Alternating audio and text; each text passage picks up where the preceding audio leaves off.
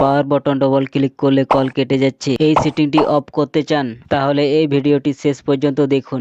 চলুন তাহলে ভিডিওটা শুরু করা যাক।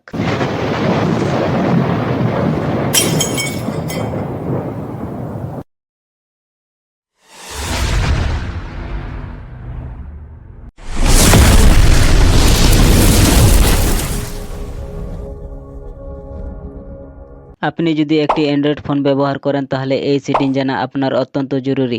এই সেটিং 99% লোকেই জানে না।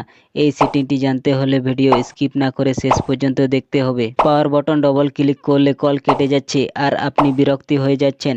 এই সেটিং করার পর আর কল কাটবে না। মনে করেন ফোনে ইম্পর্টেন্ট কথা বলছেন, সেই সময়ে ভুল করে পাওয়ার বাটন ডবল ক্লিক হয়ে গেল আর কল কেটে গেল। কেমন বিরক্তিকর লাগবে, তাই না? কিংবা আপনি আপনার প্রিয় মানুষের সাথে ফোনে কথা বলছেন, সেই সময়ে যদি কল কেটে যায় তখন কেমন বিরক্তিকর লাগবে বলুন তো। কিন্তু এই সেটিং করার পর আর কল কাটবে না। যতবার পাওয়ার বাটন ক্লিক করেন না কেন কল কাটবে না। কিভাবে বন্ধ করবেন চলুন তাহলে সেটিংটা দেখে নেওয়া যাক। সরাসরি মোবাইল স্ক্রিনে চলে যাব। মোবাইল স্ক্রিনে আসার পর সেটিংয়ে ক্লিক করবেন। তারপর একটু স্ক্রল করে এডিশনাল সেটিংয়ে ক্লিক করবেন। তারপর অ্যাক্সেসিবিলিটিতে ক্লিক করবেন।